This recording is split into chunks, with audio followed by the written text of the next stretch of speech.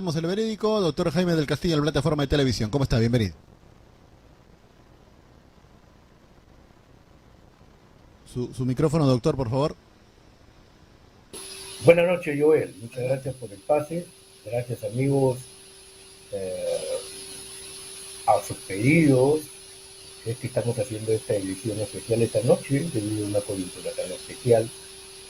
Inclusive fui entrevistado por muchas radios del interior del país, de Lima y del extranjero, NTN 24, esa cadena internacional. También vi una primera impresión a las pocas horas de lo acontecido con Pedro Castillo y su salida, ¿no?, abrupta del Palacio de Gobierno. Entonces, a estas alturas, como que está en revisión la palabra golpe de Estado, o autogolpe, o rebelión, o sedición.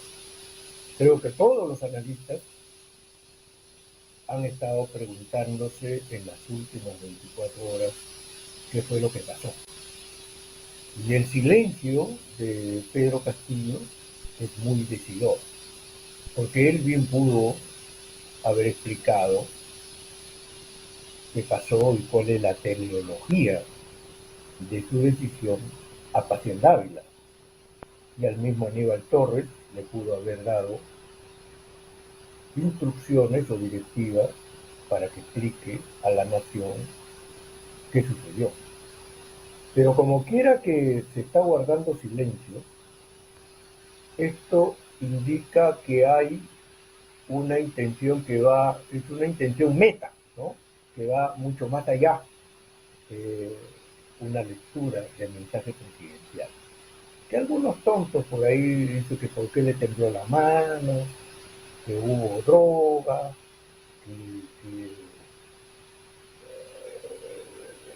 que lo obligaron, es decir, tantas cosas.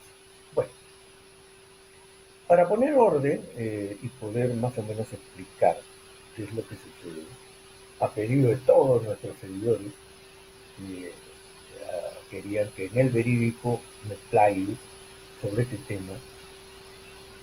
Creo que hay dos formas de enfocarlo, ¿no? Un encuadre macro y un encuadre micro, ¿no? En el encuadre macro vamos a ver un escenario en el cual la guerra o la pugna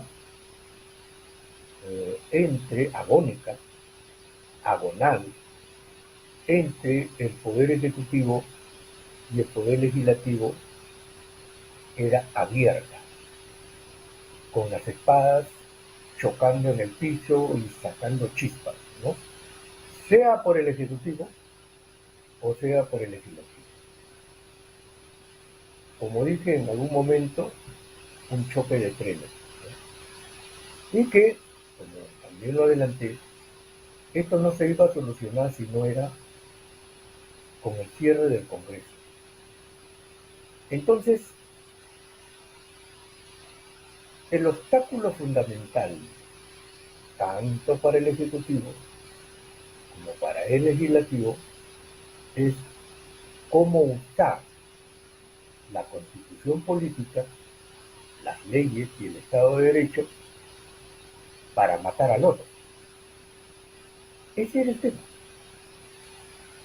El Ejecutivo tenía su forma, de acuerdo a la Constitución, de cómo eliminar políticamente al Congreso, mientras que el Congreso, sabiendo de sus debilidades, también tenía su forma de interpretar la Constitución y las leyes para eliminar a Pedro Castillo. O sea, en el escenario macro ya era una guerra sin cuartel, ¿correcto? Entonces, había que achicar eso, tanto para el Congreso como para el Poder Ejecutivo. Había que ir ya al repaso, ya a pasar la bayoneta ya y acabar con este tema, ¿no? Entonces, ese es un cuadro macro. Dentro de ese cuadro macro encontramos a la Lima criolla y elitista que desde la fundación de la República Peruana se siente dueña del poder. Y Lima, criolla y elitista, cree que tiene que dominar a todo el país. Y no acepta que las provincias tomen sus decisiones por mayoría. Lima cree que ella tiene el poder. Hay un componente racista, obviamente, discriminador, pero el trasfondo de todo eso es el poder económico y financiero, bancario, económico y financiero, ¿correcto? Entonces, nos encontrábamos en un cuello de botella, en un ahorcamiento, no íbamos ni para atrás ni para adelante. Castillo había presentado 70 proyectos de ley aprox, y el Poder Legislativo no se le daba la gana de aprobar ninguno, y estaba conspirando, y se lo decían, se lo escupían a Pedro Castillo, conspirando para traérselo abajo. ¿Correcto? Entonces, el Poder Legislativo no solamente jugó con lo suyo, o sea, con lo que la Constitución le dio y le repartió, sino que el Poder Legislativo, como quiera que es la expresión de poderosos grupos de poder, poderosos grupos económicos y hasta transnacionales, incluye ahí la prensa grande, que la prensa grande es aquí en el Perú monopólica, y como muy bien lo describió la OEA con Eladio Loizaga, es una maquinaria de mentiras en contra del pueblo, eso está clarísimo. Eso lo dijo Eladio Loizaga, ahí está, vean su informe, y lo analizamos en un capítulo anterior, en una edición anterior del Verídico.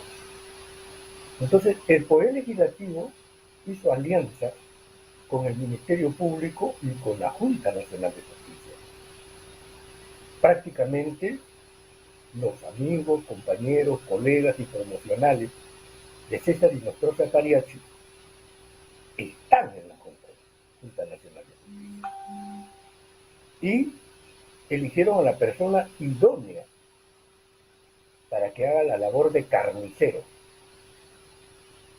Una persona que tiene a su hermana, la juez Emma Vargas Benavides, o Emma Benavides Vargas, acusada y procesada, investigada por el mismo Ministerio Público por haber vendido por un monto de $100,000 las libertades para narcotraficantes internacionales. Eso está aprobado ahí. Pero la Junta Nacional de Justicia ya venía embarrada y está embarrada. Colocan a una fiscal de la Nación que va a ser prácticamente el carnicero del Congreso de la República, del Parlamento fascista, vacador y derechista. Y obviamente el Poder Judicial, que tenía que prestarse también por el juego, porque hay mucho interés de todos ellos, Parlamento, Junta Nacional de Justicia, Ministerio Público, Poder Judicial, hay mucho interés en que no se lleve nunca a cabo una asamblea constituyente. Porque si se lleva a cabo una asamblea constituyente, entonces van a perder poder y muchos jueces van a tener que salir y otros van a perder sus gollerías y sus prerrogativas. Hay un temor inmenso con la sola presencia de Pedro Castillo y las promesas que hizo al pueblo, que encarnó en el pueblo y el pueblo votó por millones de peruanos y lo puso ahí, ya había un miedo terrible al respecto. Entonces, el Poder Legislativo no era solo el Poder Legislativo. Inclusive hasta ahora hay una coyunda ahí entre el Poder Judicial, Ministerio Público, Junta Nacional de Justicia, Defensoría del Pueblo, Contraloría General de la República. O sea, estamos hablando de la Lima criolla, elitista, que se cree dueña de la pelota. Entonces, todos ellos en Fonte Ovejuna contra Pedro Castillo. Ese, digamos, es el panorama macro. Ahora, dentro de ese panorama macro, aparece el factor Betsy Chávez, que muchos de repente no han querido verlo, ¿no? Pero Betsy Chávez apresura decisiones, posiciones y acciones en varios frentes, de la oposición como dentro del gobierno de Pedro Castillo.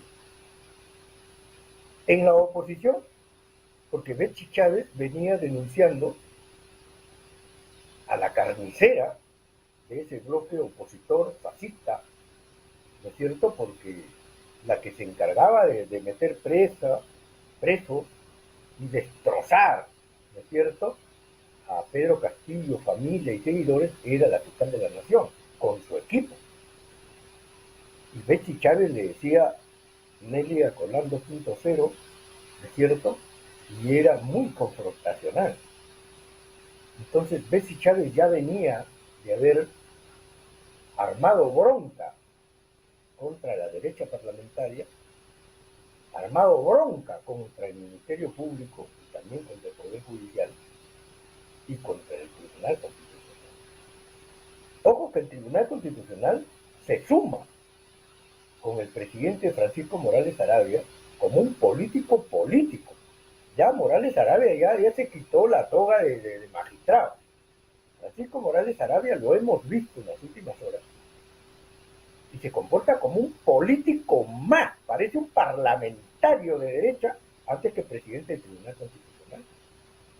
Lo hemos visto como con rabia y con ímpetu y brío pedía que las Fuerzas Armadas de una vez desaparezcan a Pedro Castillo. Ahí están los videos. O sea, había un bloque poderosísimo en contra de Pedro Castillo. Poderosísimo. No solamente en dinero, sino en poder constituido, ¿no es cierto?, amparado por las primeras notas de la Constitución política. Entonces Pedro Castillo, 1 año y 7 meses, tuvo la habilidad de mantenerlos contra la pared, de mantenerlos en vilo, inclusive de superar al Congreso. Pero, volvamos al caso de Betsy Chávez. Con Betsy Chávez ya la cosa como que digamos, llega al punto ya de todo, ¿no? Porque Betsy Chávez era antipática y peligrosa para la derecha. Muy peligrosa, porque es una mujer que tiene argumentos, es persuasiva, ¿no es cierto? Es abogada, conoce derecho constitucional y tú no la vas a envolver. Es una mujer muy valiosa para Pedro Castillo. Y Aníbal Torres la elige precisamente como su sucesora.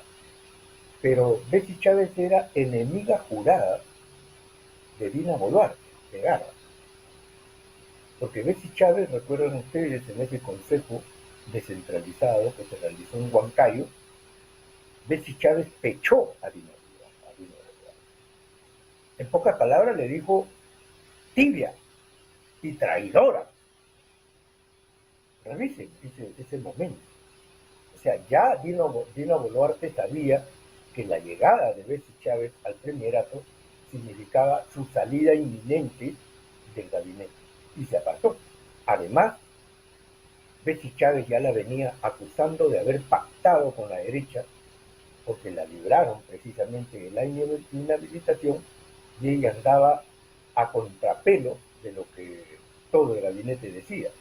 Mientras todo el gabinete Torres apuntaba a la derecha, ella apuntaba, ¿no es cierto?, hacia otro lado, que no era la derecha ni tampoco la izquierda, sino sus propios intereses, con su discursito de tregua, conversemos, vayamos a un diálogo nacional, etcétera, etcétera. Entonces, Betsy Chávez viene a ser un detonante ahí. Se abre el enfrentamiento con Dina Boluarte, ya eclosionó ahí. Aníbal Torres se fortalece, y no es solamente que Betsy Chávez tenía una bronca, ¿no es cierto?, con Dina Boluarte y fuerza su salida, sino que Betsy Chávez era odiada también por los hermanos Cerrón.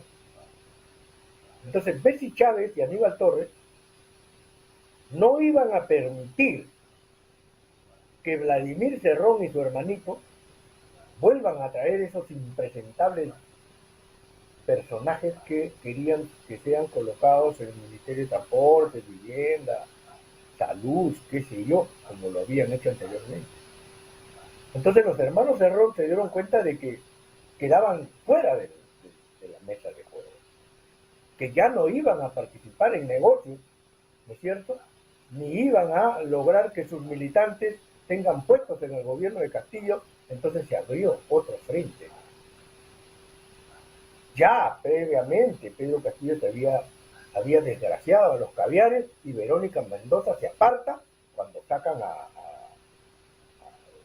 Pedro Frank, al otro la Premier, la cajamarquina paisana de Castillo, pero que salió despotricando también de Castillo y atacaba las veces que podía. Mirta Vázquez, ¿no es cierto?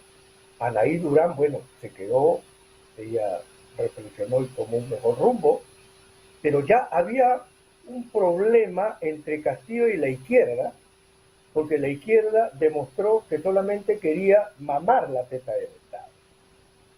Y esto hay que dejarlo en stand-by para otro programa y desarrollar específicamente la gran culpabilidad de la izquierda, la culpabilidad histórica y política de la izquierda en esta crisis que tenemos hoy. Entonces, bueno, sigamos para adelante.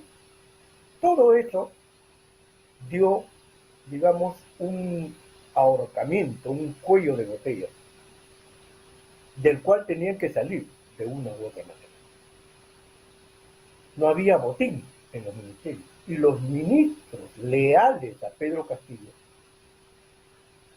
ya se estaban cansando. Porque no había negocios y solamente recibían ataques mañana, tarde y noche.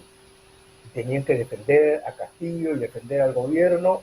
Y no había, pues, no había retribución, ni política ni nada. O sea, ya había un hartazgo, ¿no es cierto?, un momento en el cual ya ellos, al parecer, ya querían dejar. Entonces, cuando hay cansancio, hay fisuras, y al haber fisuras, estamos hablando de delaciones y traición. Entonces, Pedro Castillo en algún momento, como Chimabukuro lo explicó, Castillo ya estaba solo. Ya no confiaba en nadie, ni siquiera en la DINE, porque para Castillo, Fernández de la Torre era un idiota más, porque Castillo despachaba más con Chimabukuro, y gracias a Chimabukuro fue que saca al corrupto, ¿no es cierto?, Bedel Camacho, que después sale atacando a Castillo. Entonces, al desprenderse Pedro Castillo de la información oficial que la DINI tenía que darle, y al poner un idiota ahí y luego cambiarlo por Barrantes, todo esto genera, digamos, una soledad suicida de Pedro Castillo. Porque en política no puedes estar solo, bajo ninguna circunstancia. En política tienes que estar dentro de un bloque, formar parte de un bloque, liderar un bloque o ser un soldado de ese bloque, pero nunca solo. Y lo que pasó con Pedro Castillo es que cuando empezó a mirar para adelante, para atrás, estaba solo. Y se venía la votación para la vacancia presidencial. Entonces, al parecer, cruzaron el Rubicón, ¿no? Hasta ahí, digamos, esta es la visión macro que quería darle, ¿no?, la pintura de qué es lo que veía y sentía Pedro Castillo y los que lo seguían antes del mensaje presidencial. Ahora, vayamos a una visión micro, ¿no? Pedro Castillo, con Betsy Chávez y con Aníbal Torres, urdieron esta salida. La salida del laboratorio, porque para mí el análisis de Jaime Castillo es que Pedro Castillo no sufrió de locura, ni le dieron drogas, ni nada por el estilo. Pedro Castillo trabajó su salida dejando en offside al Parlamento y a Dina Boluarte, ¿no es cierto?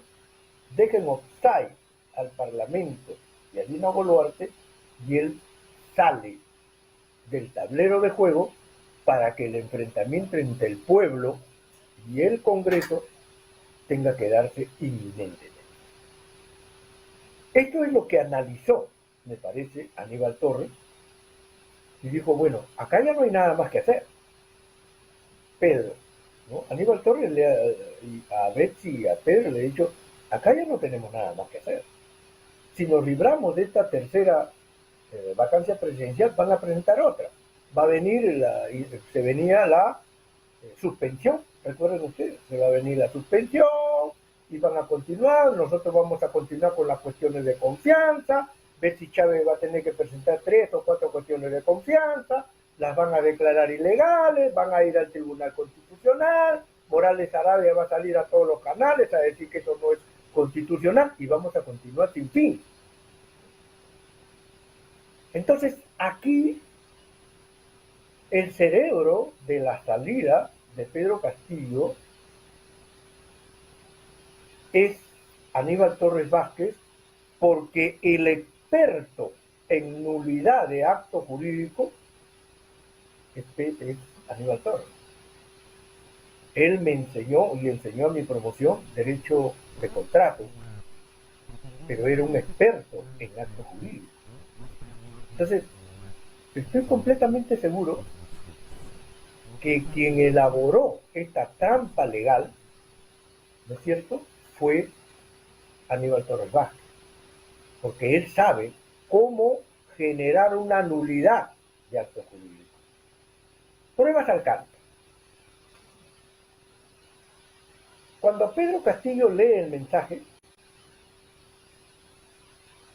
no tenía una sola bala, ni una pistola de juguete, de plástico, ni él ni los que lo acompañaban. Porque para que él dé el mensaje, se tuvo que llamar a Canal 7 y ya está probado que con él estuvieron Betsy Chávez y Aníbal Torres para empezar. Entonces, ahora Aníbal Torres le dice a la fiscal y al juez y a todos los que están siguiendo el curso procesal, penal, le dice, ¿por qué no quieres procesar a Pedro Castillo? ¿Por sedición? No puedes, porque él no tuvo ni una pistola, no portó armas, o sea, no es sedición, no es como el loco de Antauro Humala, que sí cargó armas y gente armada y se levantó contra la República. Eso sí es sedición, pero Pedro Castillo tenía un papel en la mano. Además, Aníbal Torres le dice, señores, no hay ningún documento firmado.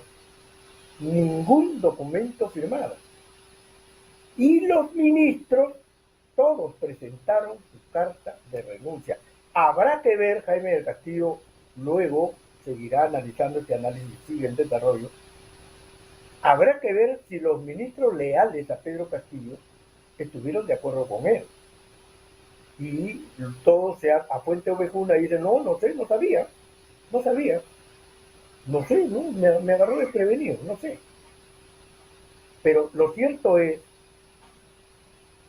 que Pedro Castillo, cuando lee el mensaje presidencial, todavía era presidente de la República.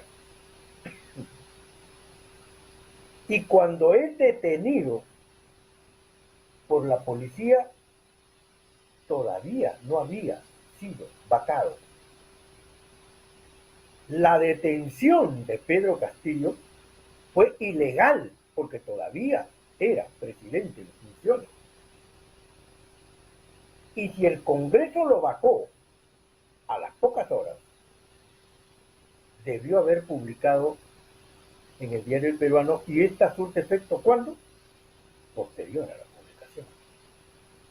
Por lo tanto, la detención de Pedro Castillo Terrones fue ilegal.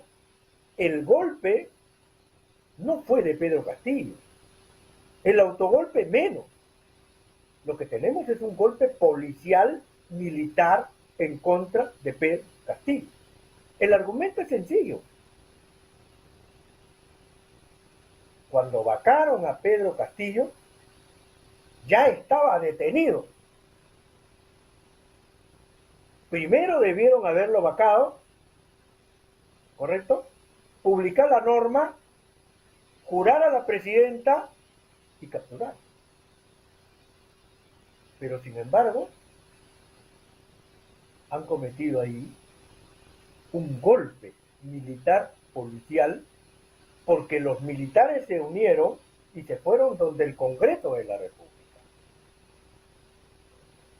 ¿Qué hubiese pasado si Pedro Castillo les hubiese dado millones de dólares como Vladimiro Montesinos les dio a los militares para el golpe del 92? Como tenemos un presidente que no es corrupto, obviamente, porque hasta la fecha no se le otorgó un solo delito, entonces tenemos que los militares se van al sector fascista, ¿no es cierto? Apoyan a William, que ha sido militar, que se ha sobado con Vladimiro Montesinos, que ha trabajado con Vladimiro Montesinos y sigue la secuela montesinista militar en el Perú. Entonces, a mi modesto criterio, lo que ha habido es un golpe policial militar en contra de un presidente en funciones. Porque Pedro Castillo podrá leer un documento, de repente hasta se equivocó leyendo el documento, debió leer otro, pero él movilizó armas, él portó armas, salió a las calles a exigir que golpeen al Poder Legislativo. El Poder Legislativo siguió funcionando. Entonces, creo que ahí hay toda una trampa legal que armó el maestro Aníbal Torres Vázquez, por eso lo acompaña a Pedro Castillo hasta el último, que parece le está dando resultados, porque ya un habeas corpus ha sido admitido y es posible que Pedro Castillo salga mañana, ¿no es cierto? Y al salir libre pueda irse a México. Y al irse a México, la derecha va a quedar como tonta nuevamente. Y Pedro Castillo, Aníbal Torres y Betsy Chávez han logrado que la plaza esté ahora con dos contendores. El Congreso con su títere Dina Boluarte y el pueblo. ¿Qué es lo que está pasando en este momento? Eso es lo que ha pasado, inclusive he sido testigo presencial.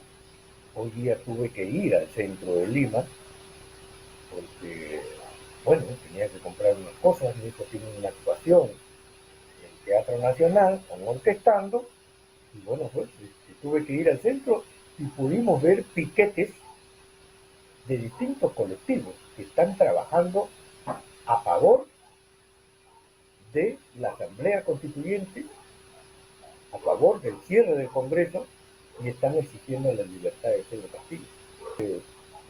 Otro detalle para terminar lo micro es lo siguiente, ¿no?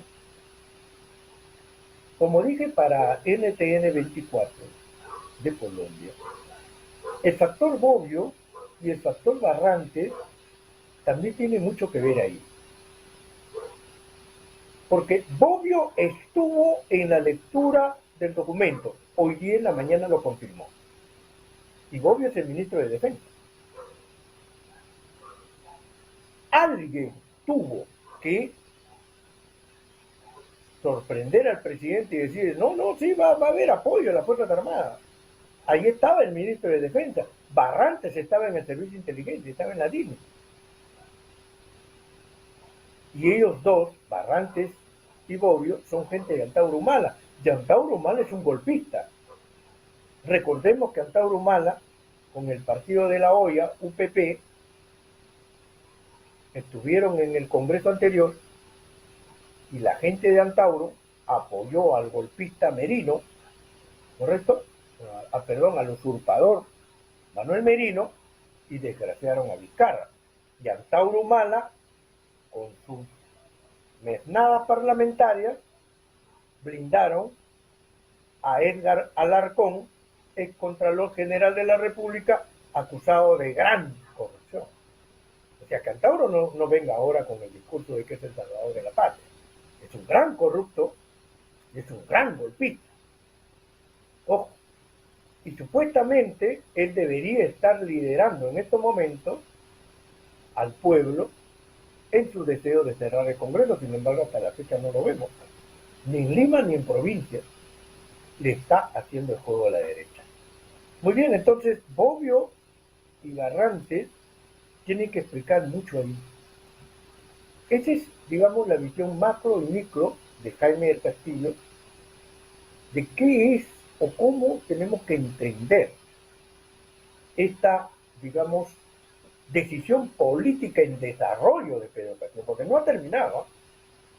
Es una decisión política en desarrollo de Betsy, Aníbal y Pedro Castillo. Todo el Perú en este momento está en pie de lucha en contra de Dina Boluarte. Ahora, el caso de Dina Boluarte está asignada como Vizcarra 2.0, ¿no? Porque recuerden ustedes cómo Vizcarra en alguna oportunidad dijo que si se va a PPK él también se iba, ¿recuerdan? Pero cuando lo sacaron a Vizcarra, lo llamaron y él inmediatamente se puso el fajín. Y Vizcarra no tenía bancada parlamentaria tampoco, pero tuvo su Richard Swing y cayó después por tonterías, pero cayó. Y además el Parlamento, ¿no es cierto?, corrupto y mafioso de toda la vida, se lo trajo abajo, pero Vizcarra se vengó de ellos con el referéndum, nos convocó a un referéndum, votamos en contra de la bicameralidad y votamos en contra de la reelección parlamentaria. Pero el caso de Dina Boluarte es un caso muy especial. ¿Por qué? Porque Dina Boluarte era la candidata a la vicepresidencia con Pedro Castillo. Y ambos pregonaban por calles y plazas la Asamblea Constituyente, y ambos pregonaron por calles y plazas el cambio político en el país. Por lo tanto, si Dina Boluarte quiso ser decente, fíjense esta palabra, si Dina Boluarte quiso ser decente, si Dina Boluarte tuviese amor propio, si Dina Boluarte tuviese respeto por sí misma, las primeras acciones que hubiese tomado hubiesen sido las siguientes. Primera, ustedes me están llamando a juramentar, señores del Parlamento vacador. ¿Quieren que yo juramente? Muy bien, voy a juramentar. Yo soy la vicepresidenta, ¿no? Muy bien, juramenta. Huacatán. Paso 1, juramentar. Paso 2, si Dina Boluarte hubiese sido decente políticamente. Paso 2, visitar a Pedro Castillo. Porque a los amigos que caen en desgracia en el hospital los vamos a visitar. Y cuando el amigo cae en desgracia y se va a prisión, lo primero que hacemos es llevarle frazada y llevarle cigarros y llevarle nuestra palabra de aliento y nuestra presencia cuando esté en desgracia. Ese es el segundo acto que debió haber hecho Dina Boluarte. No lo hizo. Tercer acto que debió haber hecho Dina Boluarte, después de conversar adrede 2 o 3 horas con Pedro Castillo, era salir y decir: estoy convencida que el señor Pedro Castillo Terrones merece una asistencia humanitaria. Y estoy totalmente de acuerdo que se le otorgue el asilo político. Y voy a firmar la convocatoria de elecciones presidenciales, voy a hacer el trámite correspondiente con el gobierno de México para su asilo político y tome usted mi renuncia a la presidencia de la República, señor William Zapata. Estos 3 actos es lo que le correspondía hacer a Dina Boluarte para mirar a la historia con decencia, con grandeza, con jerarquía. Pero no. Ella ahora se va a comer el pleito del cierre del Congreso, convocatoria, asamblea constituyente, ¿es cierto? O convocatoria de elección. El pueblo ya está en las calles y no por un día, van a continuar. En mi tierra, en Chiclayo, ya se hicieron las protestas. En Piura también. Y el sur de Pedro Castillo ya están coordinando cuestiones muy serias a través de su frente de defensa para exigir que se convoquen a elecciones y que se vayan todos. Ica dio el campanazo a todo el país. Consecuentemente, Ica tomó la Panamericana Norte y no por unas horas, la ha tomado todo el día. Si no era por Ica, que paralizó las agencias de transporte a Ica en Lima, la prensa grande no lo iba a informar. Porque la prensa grande, no se olviden, es una máquina de mentiras. Y la prensa grande no quiere informar tal y como son las protestas. Recién, en estas últimas horas, están dándonos algunas noticias, obviamente maquilladas por ellos, porque no se olviden que estamos en una guerra de discursos, de narrativas. La prensa grande es una máquina de mentiras y fabrica narrativas.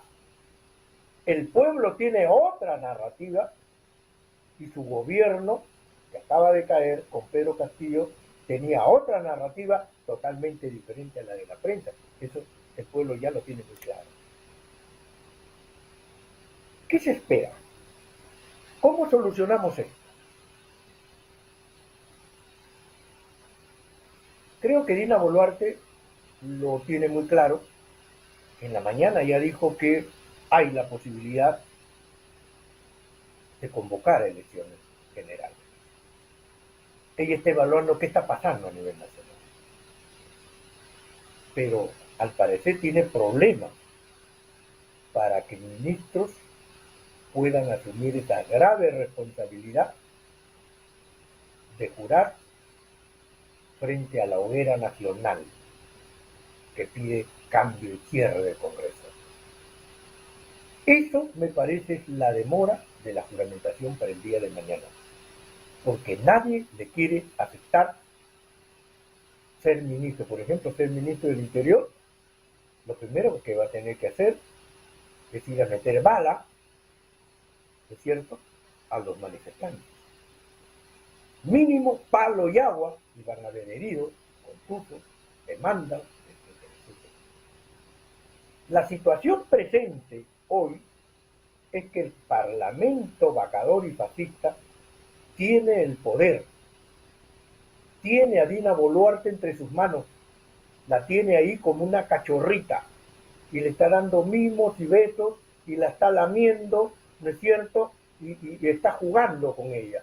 La han llevado a Dina Boluarte en la mañana a la ceremonia por el 9 de diciembre, las Fuerzas Armadas. Y ella, sin el bastón de mando, tonta ella, porque el bastón de mando lo lleva uno de los traidores y pelones al jefe supremo de las Fuerzas Armadas y Policiales. Y luego en la noche la han llevado a la Marina de Guerra para el bautizo, ¿no es cierto?, del BAP Paita. Ahí la hemos visto, a Dina Boluarte con los marinos. Ustedes saben que es la postura más radical anticomunista de derecha la que está ahí en el cogollo de oficiales de la Marina, y ahí estuvo prácticamente al costadito de William Zapata y de Elvia Barrio. En este momento Dina Boluarte es un títere de la derecha. Y Dina Boluarte, sin desparpajo, sin vergüenza, sin sangre en la cara, dice: nos vamos a ir hasta el año 2026. Nos vamos hasta el 2026. O sea, voy a cobrar, quiero cobrar como parlamentaria hasta el 2026 junto con mis coleguitas, y acá no pasa nada. Ya salió Castillo, pues ya salió, ¿no? Es un problema de él, pues él ha violado la Constitución y pues ya se fue y vamos a gobernar, que no pasa nada, ¿no? Hay que darnos abrazos y besos, los invito, vengan a mí, yo les voy a dar mimos, les voy a dar caramelitos, les voy a dar confeti y pica pica y todos alegres y contentos, vamos a bailar la ronda aquí juntos, ¿no? Lobo, ¿dónde estás? Y se acabó y todos felices, todos contentos. Está equivocada. Dina Boluarte tiene que solucionar en estos momentos lo que el pueblo le está exigiendo. Yo creo que ese es lo más sensato. Y ahora con un tema adicional. El diálogo entre Lima y provincias está roto. Lima quiere imponer sus condiciones. Entonces, ¿cómo va a haber un diálogo con las regiones del país cuando Lima no quiere entender a las regiones y las regiones desconfían de Lima? No es cuestión de llamar al acuerdo nacional, eso es una pérdida de tiempo. El Consejo de Estado, eso no existe en la Constitución. El acuerdo nacional nunca funcionó. La Iglesia estuvo a favor de los golpistas. A favor.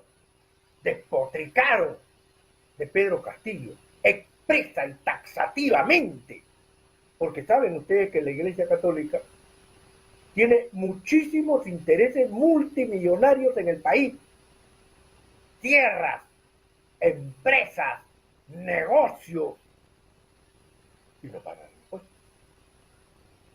para empezar, ¿no?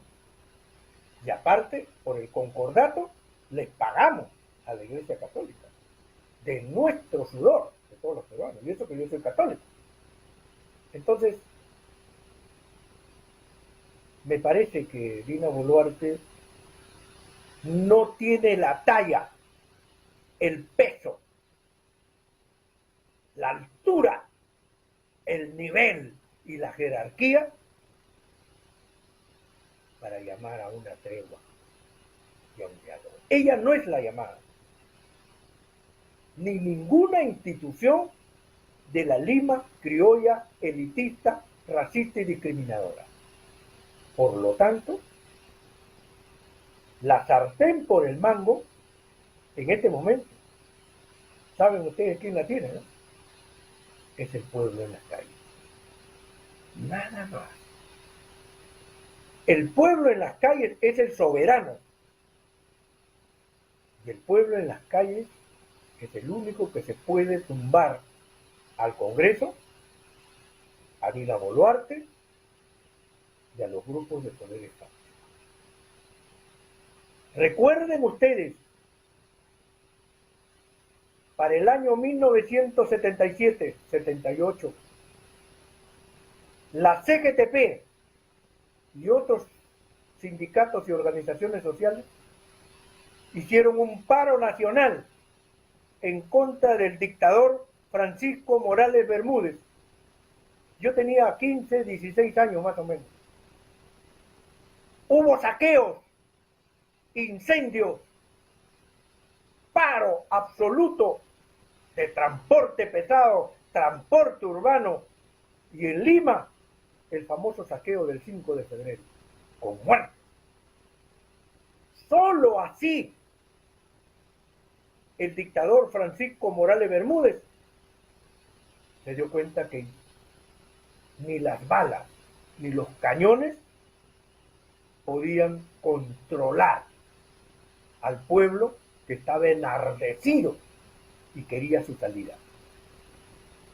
Y fue el dictador Francisco Morales Bermúdez, que ha fallecido hace poco, el que convoca a una asamblea constituyente. Y se fue. Y se convocó a una asamblea constituyente para el año 1979, que es la que produjo la constitución del año, precisamente, 1979. Ejemplo en la historia. El pueblo sacó a un dictador militar, matón, patán, asesino, brutal, como Francisco Morales Bermúdez. Ya está probado que formó parte él del Plan Cóndor y que apoyó la dictadura de Chile y la dictadura de Argentina, dictaduras militares, salvajes. Y él formó parte del asesinato de varios ciudadanos que luchaban en contra de estas dictaduras militares. El pueblo peruano ya sabe cómo tumbarse a un dictador, sea militar, tenga los cañones y los soldados y los tanques. El pueblo peruano ya se lo tumbó en el año 1978 y se produjo la Constitución de 1979. De tal manera que el soberano en este momento lo tiene claro. Lo tiene claro. Si ellos no salen a las calles a protestar, el continuismo seguirá fuerte y lozano y tendremos otro presidente más, porque la van a sacar a Dina Boluarte y van a colocar a otro y así sucesivamente. Este parlamento tiene que irse, y no solamente que tiene que irse, hay que convocar una asamblea constituyente y generar una nueva Carta Magna. Eso va a costar, la derecha no lo va a aceptar. Mañana van a exigir a Dina Boluarte que juramente y que juramente y que juramente el gabinete, como sea.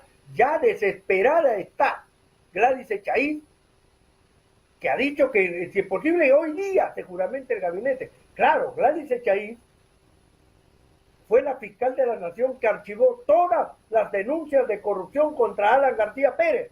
El esposo de Gladys Echaíz, yo lo he conocido, Flavio Núñez Ízaga, dirigente del Partido Aprista Peruano. Y Gladys Echaíz afrontó la matanza de Bagua, cuando mataron salvajemente a nuestros hermanos indígenas. Y Gladys Echaíz cambió los fiscales que tenían que juzgar a la ministra del Interior, Mercedes Cabanillas, recuerden ustedes. Sin embargo, ahora ella sale como una protectora de la democracia y exigirle a Dina Boluarte que juramente ya el gabinete, porque están desesperados. El pueblo, me parece, en una estrategia muy sabia, pretende hacer una guerra sostenida en el tiempo en contra de este Congreso vacador y en contra de Dina Boluarte. Me parece que el pueblo va a triunfar. El pueblo va a triunfar porque sabe que se juega su destino.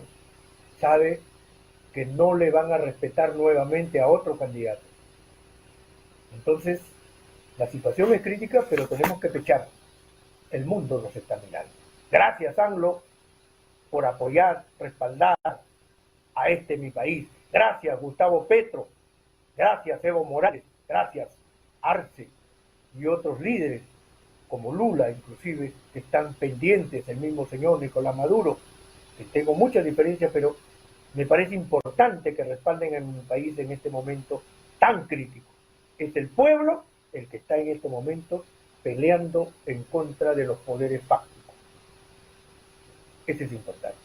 Muchas gracias, estimados amigos, por esta gran oportunidad de permitirme dirigirme a ustedes en estas horas tan importantes, y espero que este modesto análisis les haya servido de algo para entender cómo está el rumbo de nuestro país, cómo está el escenario político y qué es lo que debemos hacer. Muchas gracias, Doctor, maestro Joel. Y doctor, hasta antes una que se próxima. vaya, algunas Sí, preguntas ¿cómo llegan al no? WhatsApp de Onda Digital Televisión, ojalá nos pueda ayudar con algunas respuestas.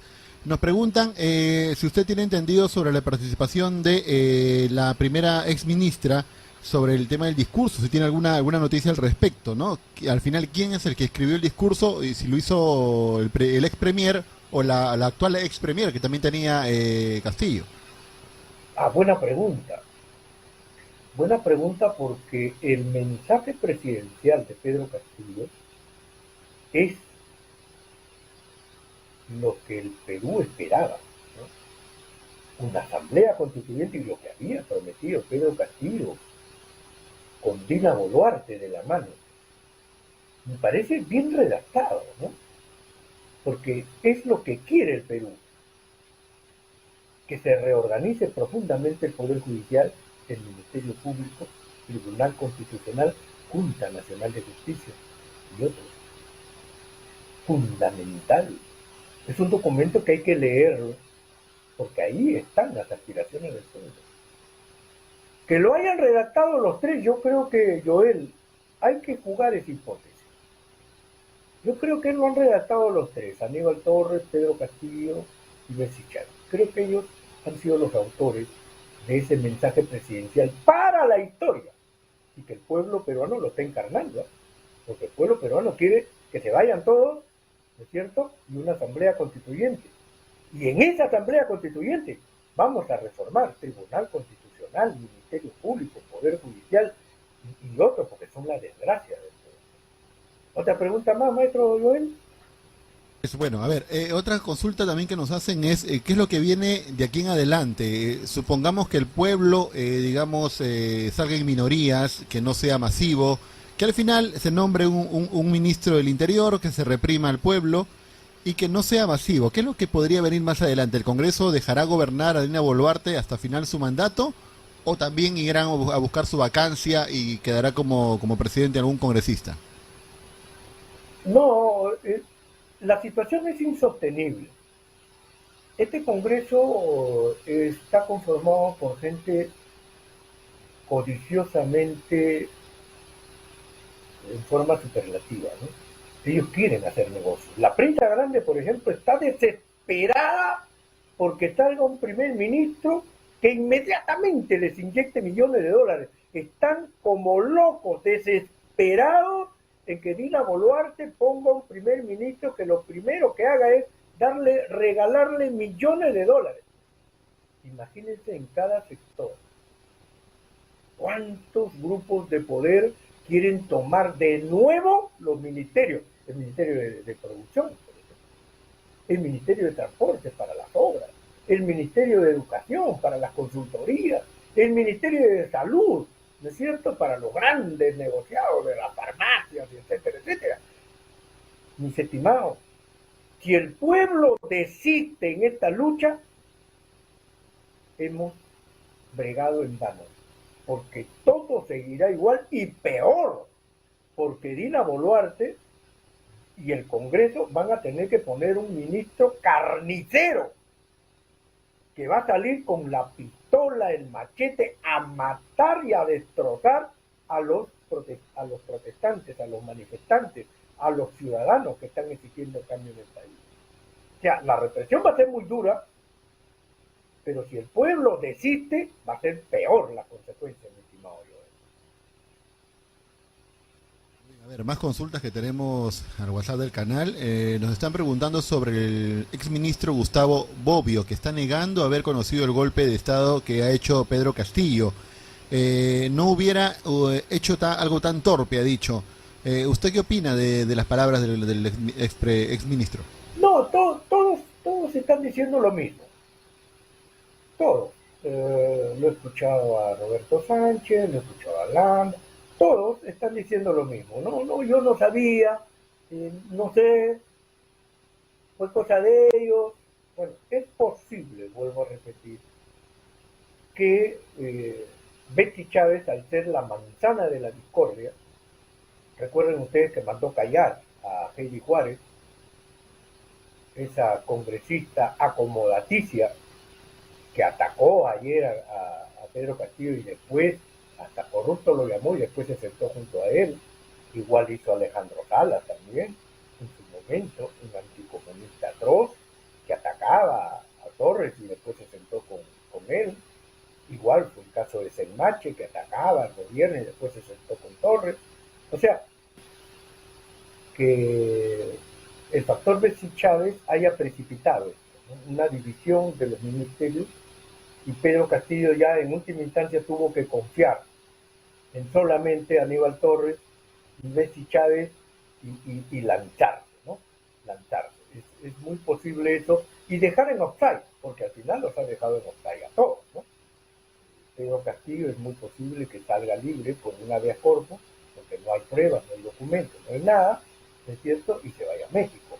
Pero, vuelvo a repetir, deja la arena, ¿no es cierto?, con dos contendientes ahí, el pueblo versus el Parlamento Embajador. Dos preguntas finales, doctor. Nos quedan 5 minutos. Primero, su apreciación sobre el mensaje. ¿Qué ocurrió con Pedro Castillo? ¿Por qué prácticamente se disparó hacia los pies? ¿O usted cree que ha sido, como lo dijo creo que en su momento al inicio, premeditado, sabiendo que ya no había mucho que hacer en este desgobierno que se había creado entre el Ejecutivo y el Legislativo? Y la segunda pregunta, ¿qué opina de lo que ha dicho el señor Guido Bellido a la salida de conversar con el expresidente Castillo? Que él no se acuerda de haber leído el discurso y que al parecer estaba por alguna sustancia dopado.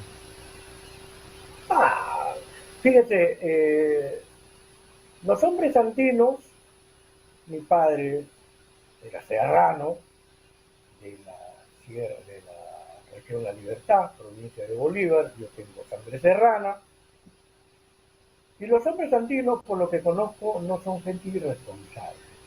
Normalmente meditan bien lo que van a hacer.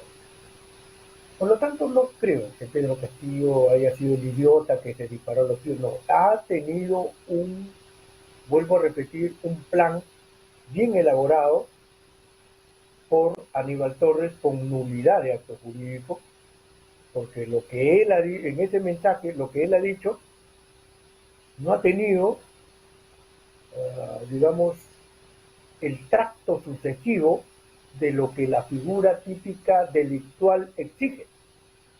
Un papel que se leyó. Y luego tomó su carro y se fue. Eso fue todo. Sabiendo que nadie lo iba a respaldar. Lo que se apresuraron a detenerlo, inclusive levantando el arma contra el auto del presidente, fue la Policía Nacional y fueron los militares que corriendo se fueron al Congreso, los hemos visto, inclusive gritaban como locos desaforados dentro del Congreso, como si hubiesen ganado una batalla.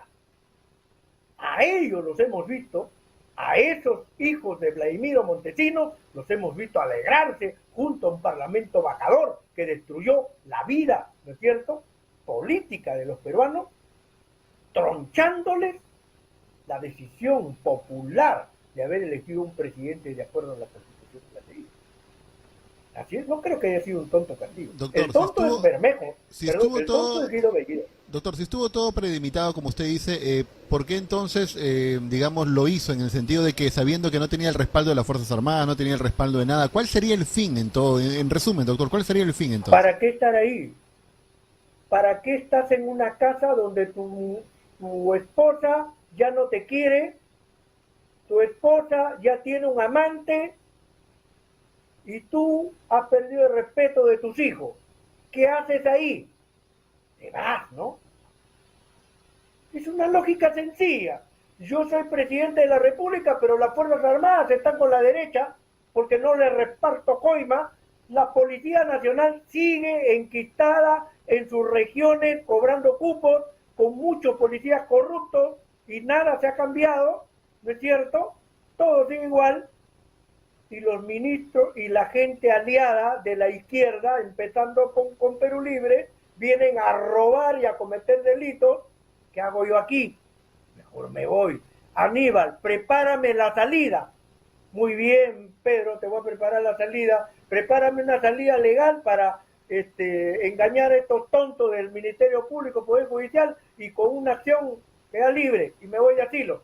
Eso ha sido, me parece, el plan. No contó que lo podían apresar tan rápido, ¿no? Claro, claro, es posible que él haya pensado, bueno, llegamos a la Embajada de México y una vez dentro de la Embajada ya estamos libres, compadre.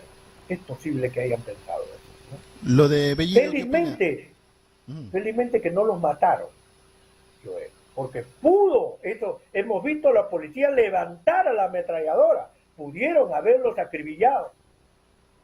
Eso sí hubiese sido una cosa muy grande. Y creo que ganas no les falta, estimados amigos, de querer matar a Pedro Castillo. Por eso es importante que salga del país, porque él puede aparecer muerto, como es muy normal, ¿no? Se ahorcó, se suicidó, y mentira, lo mataron para que no diga las cosas tal como son. Entonces, creo que por ahí va la cosa, ¿no? Lo de Bellido, para finalizar, doctor. Guido Bellido tuvo la gran oportunidad, el señor Pedro Castillo Terrones le dio la oportunidad de ser premier, pero Guido Bellido respondía a Vladimir Cerrón y no respondía a Pedro Castillo. Entonces no puede tener dos amos a la vez y por eso lo saca Castillo. Porque con Guido Bellido debieron hacerse muchos cambios. Sin embargo, lamentablemente no estuvo a la altura de las circunstancias. Y ahora queda como un provinciano bocón, un provinciano acostumbrado al chisme, a la bola, al rumor, a la tontería, porque antes de mover la lengua, primero prueba. Lo que está haciendo Guido Bellido es tratar de dividir a los cusqueños que están en pie de lucha en contra de este parlamento. Guido Bellido, al parecer, también tiene miedo de irse, ¿no? Son 30.000 soles mensuales que no quiere perder hasta el 2026, yo lo entiendo así, ¿no? Muy bien, doctor. Gracias por su participación el día de hoy. Hoy día ha sido un programa excepcional, pero bueno, la coyuntura lo ameritaba. Correcto. Muchas gracias a todos. Hasta la próxima oportunidad.